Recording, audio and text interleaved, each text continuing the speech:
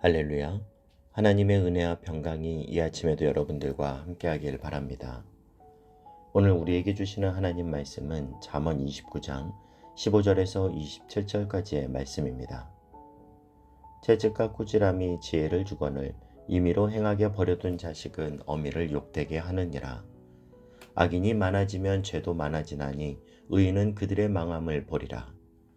내 자식을 징계하라. 그리하면 그가 너를 평안하게 하겠고 또 내 마음에 기쁨을 주리라. 묵시가 없으면 백성이 방자히 행하거니와 율법을 지키는 자는 복이 있느니라. 좋은 말로만 하면 고치지 아니하나니 이는 그가 알고도 따르지 아니함이니라. 내가 말이 조급한 사람을 보느냐 그보다 미련한 자에게 오히려 희망이 있느니라. 종을 어렸을 때부터 곱게 양육하면 그가 나중에는 자식인 채 하리라. 노하는 자는 다툼을 일으키고 성내는 자는 범죄함이 많으니라. 사람이 교만하면 낮아지게 되겠고 마음이 겸손하면 영예를 얻으리라. 도둑과 착하는 자는 자기의 영혼을 미워하는 자라. 그는 저주를 들어도 진술하지 아니하느니라. 사람을 두려워하면 올무에 걸리게 되거니와 여호와를 의지하는 자는 안전하리라. 주권자에게 은혜를 구하는 자가 많으나 사람의 일의 작정은 여호와께로 말미암느니라.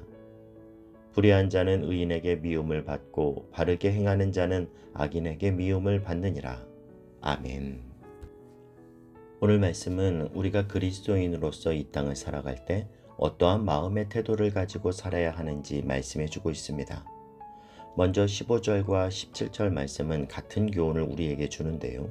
15절과 17절 말씀을 보면요.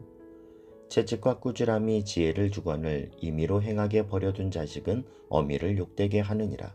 그리고요. 내 자식을 징계하라. 그리하면 그가 너를 평안하게 하겠고 또 내 마음에 기쁨을 주리라. 여기서 임의로 행하게 버려둔다라는 말의 의미는 본성대로 살게 내버려 둔다라는 뜻입니다.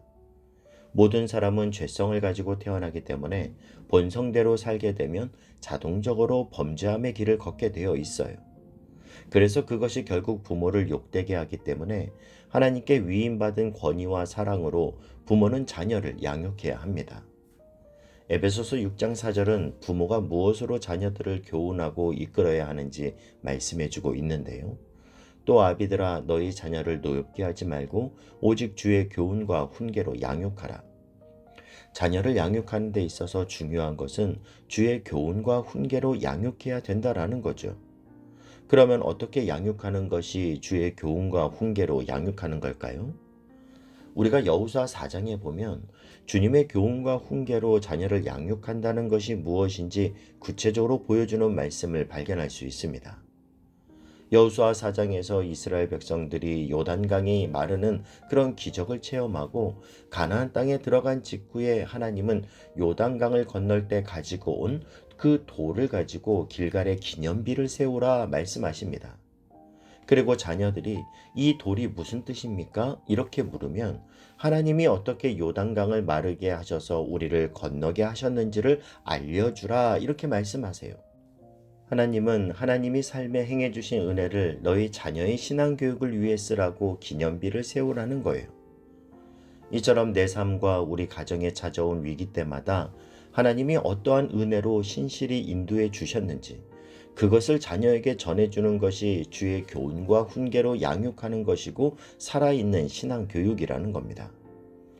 여러분은 혹시 자녀들에게 내가 어떻게 하나님을 만났고 하나님이 어떠한 은혜로 나와 우리 가정을 여기까지 인도해 주셨는지를 나눠본 적이 있으신가요?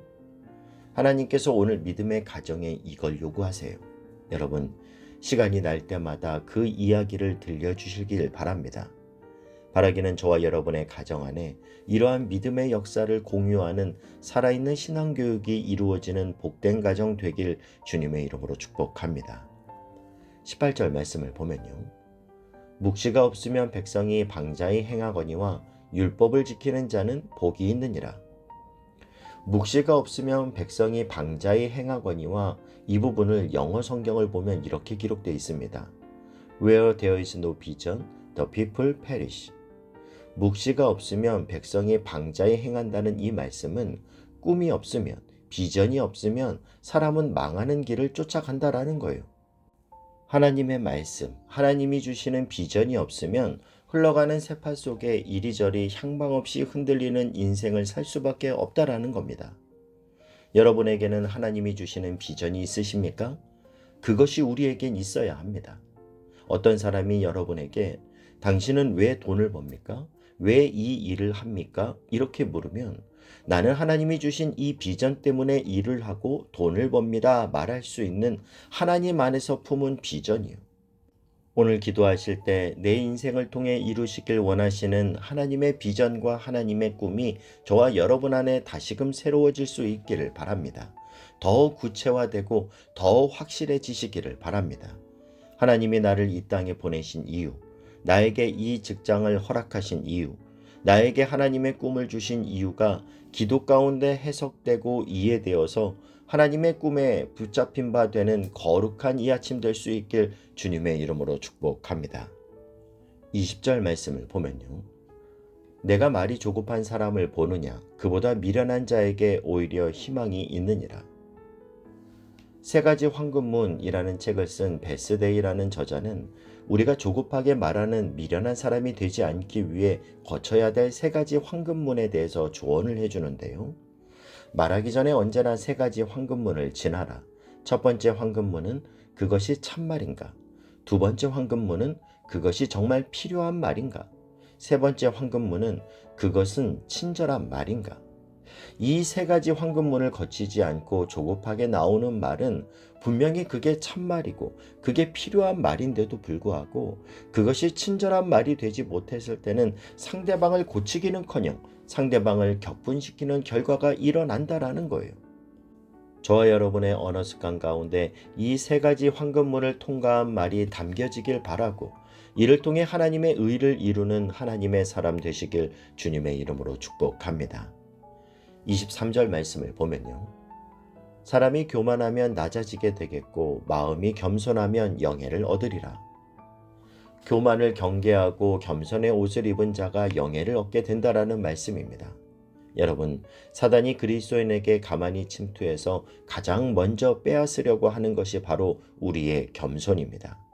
그리고 겸손을 빼앗은 그 자리에 교만을 심어 넣어요. 왜냐하면 교만이 우리 안에 들어오면 회개가 사라지기 때문입니다. 저 사람이 문제지 난 괜찮아. 저 사람이 회개해야지 난 회개할 게 없어. 이런 영적인 교만이 우리를 회개에 이르지 못하게 하고 죄 가운데 붙잡아 놓습니다. 우리가 잘 아는 찬양 중에 나의 작음을 알고 그분의 크심을 알며 이런 찬양 가사처럼 내가 언제나 하나님의 크심을 알고 그분으로 말미암아 나의 작음을 깨닫게 되는 것. 여러분, 이것이 신앙입니다. 언제나 하나님 앞에 우리의 심령의 무릎을 꿇고 하나님 앞에 겸손할 뿐만 아니라 나보다 남을 낮게 여기는 겸손함이 회복될 수 있기를 바랍니다.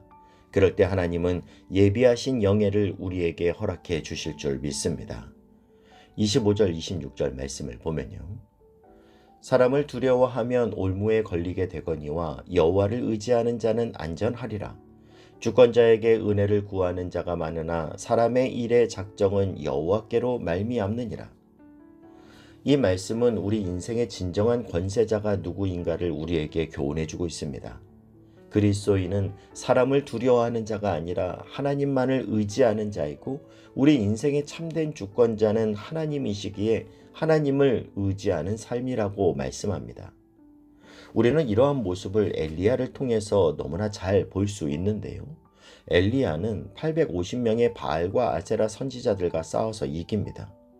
그런데 그 이후에 보면 이해하기 어려운 모습이 나오죠. 그렇게 바알과 아세라 선지자 850명과 맞붙어 이겼던 엘리야가 바로 그 다음 장에 보면 이세벨이라는 권력자 아합 왕의 왕비가 내가 저 엘리야를 가만 안 두겠다. 내가 반드시 죽이겠다. 그 한마디에 마음이 녹아버려요. 우리는 이런 엘리야의 모습이 잘 이해되지 않지만 그런데 사실 이런 엘리야의 모습은 너무나 당연한 모습입니다. 850명을 무찌르는 그 힘의 원천은 엘리야 자신에게서 기인한 것이 아니었어요. 850명의 적들이 달려들 때 엘리야는 오직 여호와 하나님만 집중하고 하나님에게 자신을 맡겨드림으로 850명을 무찌를 수 있는 능력이 하나님으로부터 그에게 임했던 겁니다. 그런가 하면 그가 하나님에게 몰두하던 그의 시선이 약해지고 눈앞에 그 권력을 가진 이세벨의 협박이 크게 보이니까 두려움에 그가 휩싸이게 됩니다. 여러분, 하나님을 집중하면 850명 앞에서도 두려워하지 않지만 환경을 집중하면 한 명 앞에서도 무너질 수 있는 것이 연약한 우리 인간입니다. 바라기는 저와 여러분이 언제나 하나님만 의식하고 하나님만 의지하는 믿음의 사람 되어서 나의 영혼아 잠잠히 하나님만 바라라. 무릇 나의 소망이 그로부터 나오는도다 고백하며 당당히 이 땅을 살아가는 하나님의 사람 되시길 주님의 이름으로 축복합니다. 기도하겠습니다. 사랑하는 하나님, 오늘 잠언이 우리에게 주시는 말씀, 자녀를 믿음으로 양육하고 하나님이 주시는 꿈과 비전을 가슴에 품으며 언제나 겸손한 마음으로 하나님만 의지하라. 이 교훈의 말씀을 믿음으로 받아 말씀이 이끌어가는 인생 되게 하여 주옵소서. 예수님의 이름으로 기도하옵나이다. 아멘.